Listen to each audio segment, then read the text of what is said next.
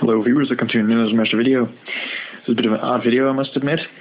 We've got a computer update video on 2 computers instead of 1. It's just been a while since I've been here. This is my dad's house. Here are 2 computers and another one over there.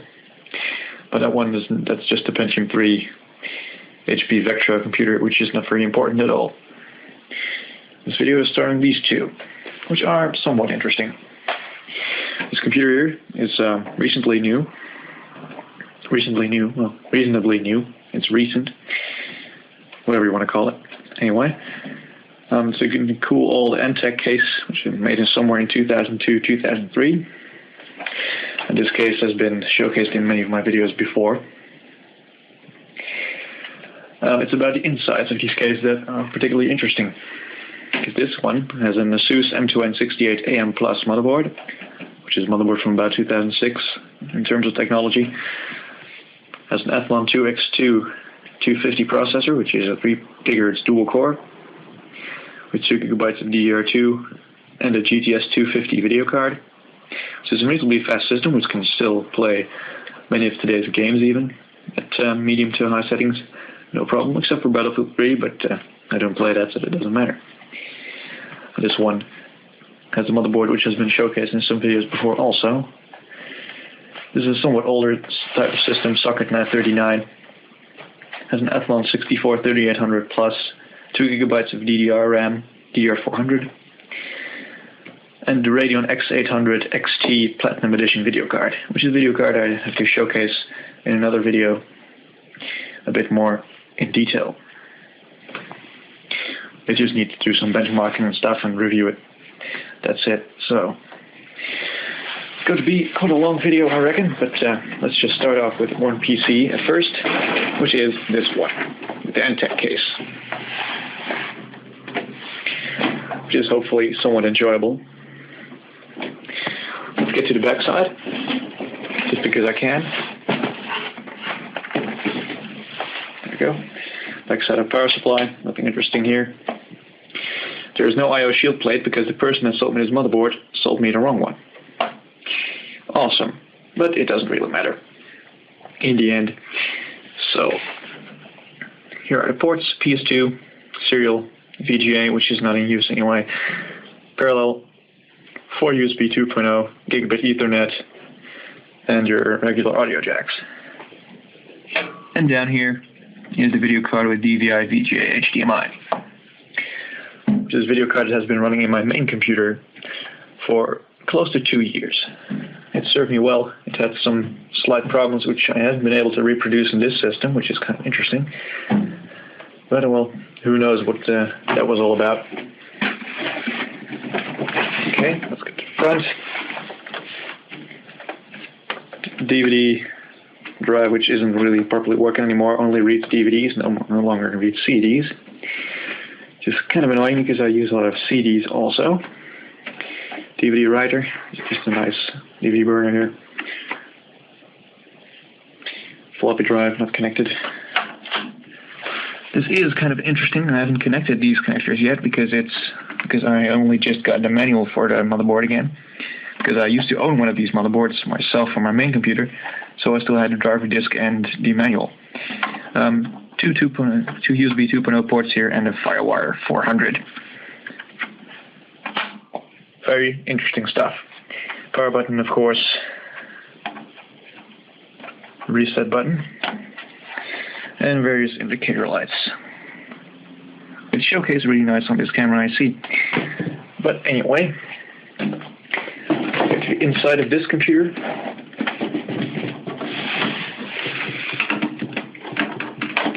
which is an interesting mechanism, and derp, I'm very sorry. I just don't have too much room to work with here. Let me adjust. Okay, this is a QTech 350 watt ATX power supply.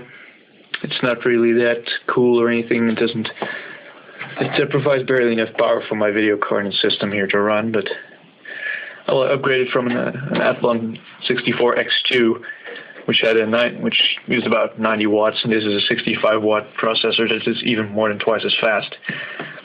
So, well, I kind of eliminated that problem myself already.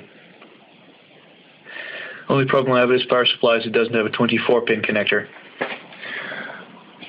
which you can't really see anyway. Oh yeah, you can. Look all the way back here. You see 4 pins exposed. That's the 4 pins that are lacking on this power supply. Isn't that a problem? Unless you're running a really high wattage power or a CPU. On this side here is the DVD burner. Immediately down there is the hard drive, which is in a 5 1/4 bay, which is interesting.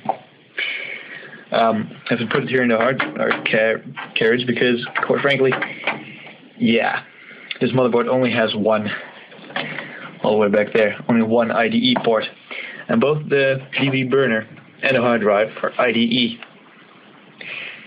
So yeah, it's a 160 gig max store, by the way. So I have to get a Serial 88. I'm kind of failing today, sorry. Serial 88 hard drive for it, because this IDE one is just going to cut it this way. I might use it as a secondary, but as a primary I really want to get a Serial 88 one. So there's not much to see here. Other than that, and back here is of course the RAM and this video card. It's a dual slot with my palette. PCI Express connector here through the double Molex, because this power supply simply was made before the PCI Express era, which started somewhere around 2004, 2005. And this computer is more or less 2006 and up technology. So, yeah, mostly. So enough blabbing about that. Let's just get the door back in. There we go. So the next step is booting this computer up. So I'm just going to do that later. Because first I'm going to discuss this computer now, then we're just going to show you how to run. So this is an older type of computer, Athlon 64 computer, more or less, with a more or less 2004, 2005 technology. So it's an older system, but it's working really, really well. So on the front, there's one of those things missing.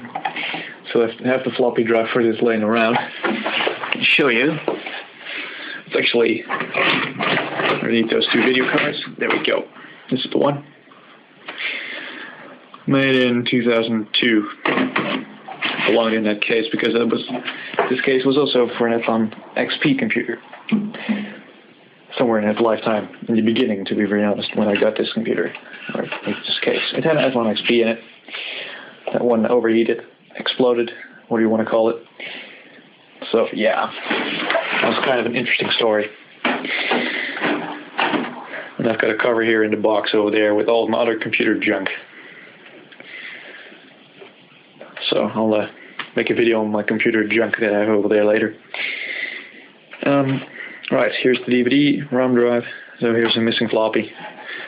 If you look carefully, you can see the hard drive over there. The reason for that will be shown later as well. Power button, reset button, indicator lights, antenna there. This one has a broken I/O shield plate, so it had to be removed as well.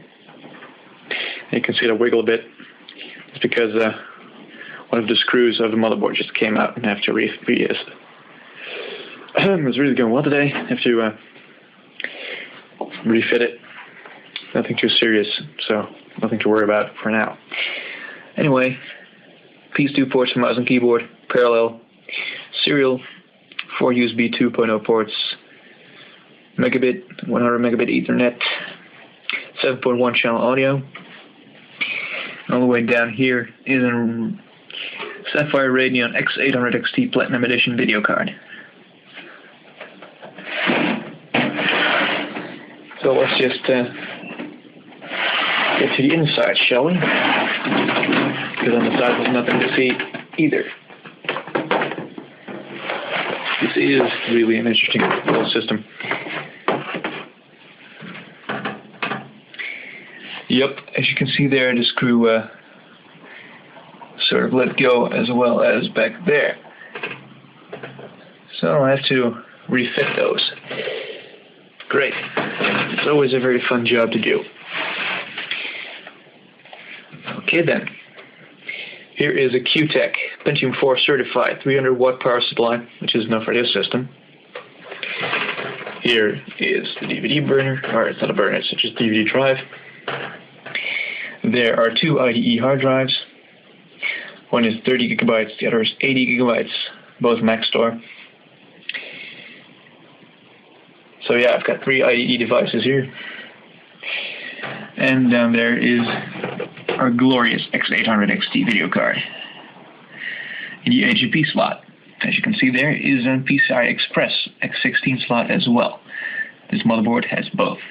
It's the ASRock 939 Dual VSTA, which is a Vista certified motherboard that came out before Vista even was released. It was certified for the first beta version of Vista, I believe.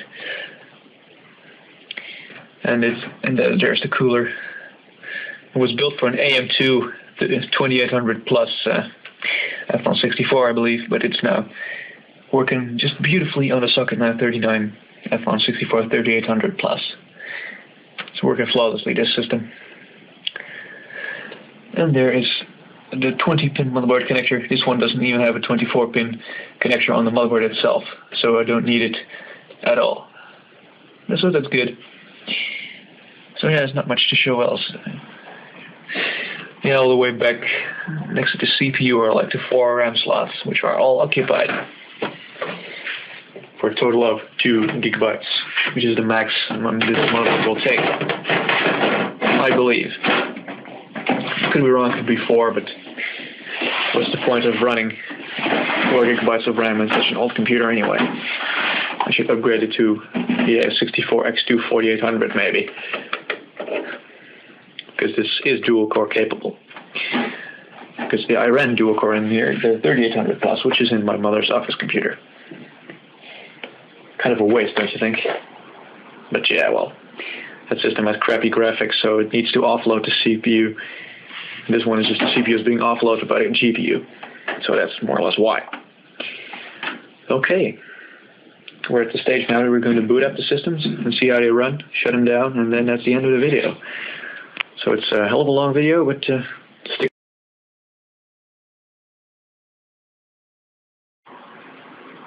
Alright, it's time to boot this one up first. Let's enable a power supply. Touch power. Turn on the screen. Move closer to the screen. There we go. GTS 250 BIOS and Joint 68 AM Plus with a 2010 BIOS. No IE Master HDD. Yeah, that's because my hard drive is on the slave connector, so it's in slave mode. I had to do that because otherwise I would have needed to put the hard drive on top of the DVD burner, and my Molex cables wouldn't reach, so that was kind of a problem. It was just too much of a hassle, so I just decided to make it a slave drive. It's running Windows 7 Home Premium 32-bit just fine. Oh wait, no, it's running Ultimate. Boy, do I have a good memory.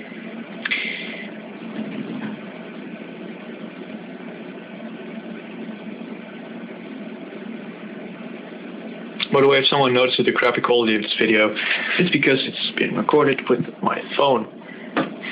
My HD camcorder is dead, and I didn't record in HD on it anyway, because it was simply too crappy.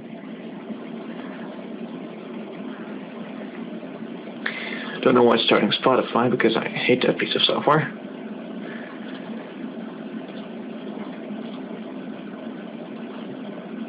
Let's just go to System Properties.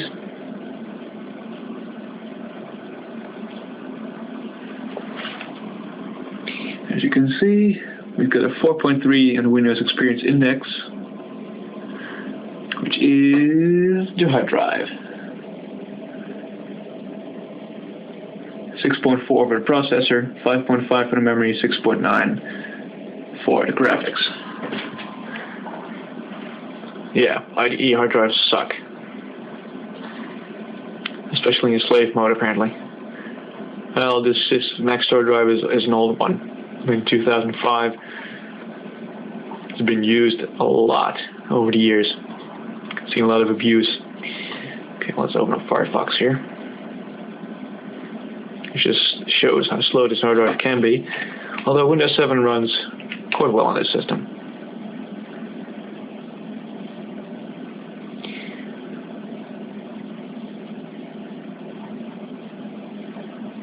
Oh, I've got a new comment. Interesting.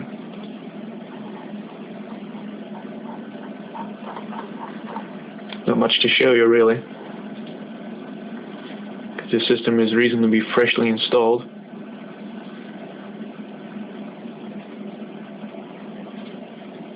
But yeah, it's just a WordPad, whatever. Let's just shut this one down for now.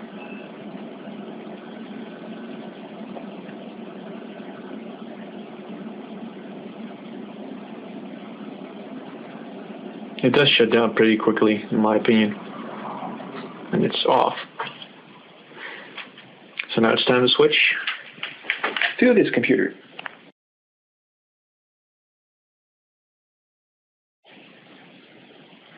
Okay then, let's boot up this computer. Turn on the monitor again. And let's see some magic. 2.4 gigahertz, as you could see, 2 gigabytes of RAM.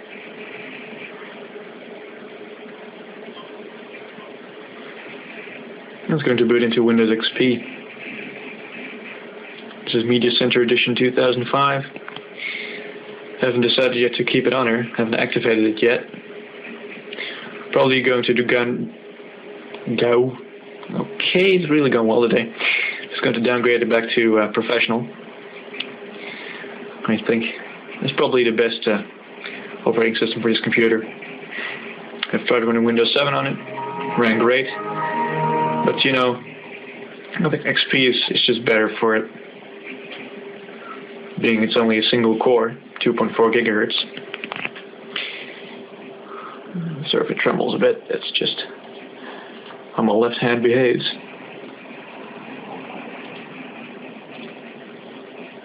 Let's go to system properties here.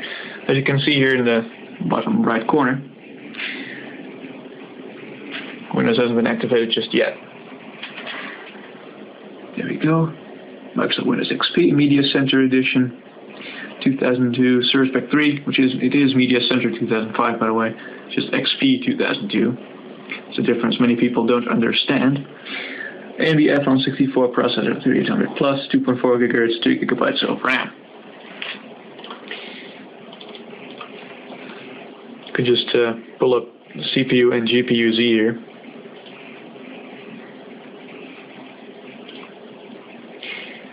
Just wait for the lagging.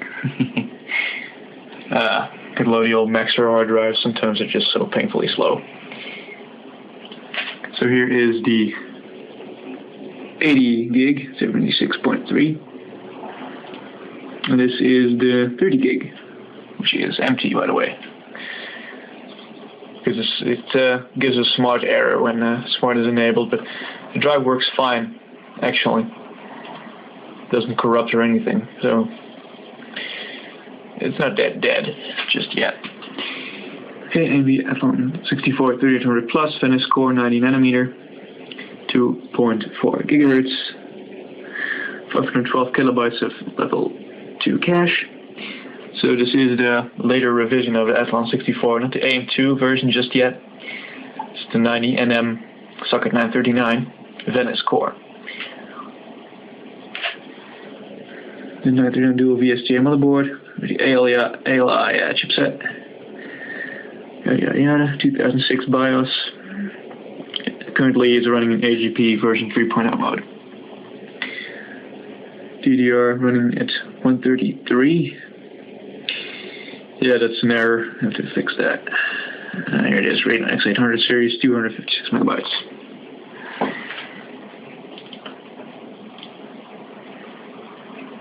Here's some more information on the video card. Radeon X800 series, 256 megabytes of 256-bit GDDR3 memory. I'll get into more detail on this thing in my review on the video card itself, because this one does indeed deserve a video.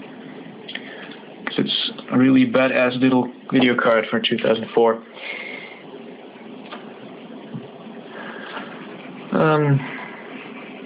Let's just open Google Chrome, just because we can. So that's what I mostly do, and I'm not sure for an operating system on a computer I install Google Chrome, so I don't have to install Flash Player immediately. And the internet connection is not working, unfortunately. In that case, we just shut the system down, which will let us, because it's totally freezing up sometimes. This Media Center edition is just gonna go away. I just decided. Because I never had these laggy problems on 7. I guess just this particular version. I just want to make your PC slower because you haven't activated your Windows just yet. Because that annoying message is still there.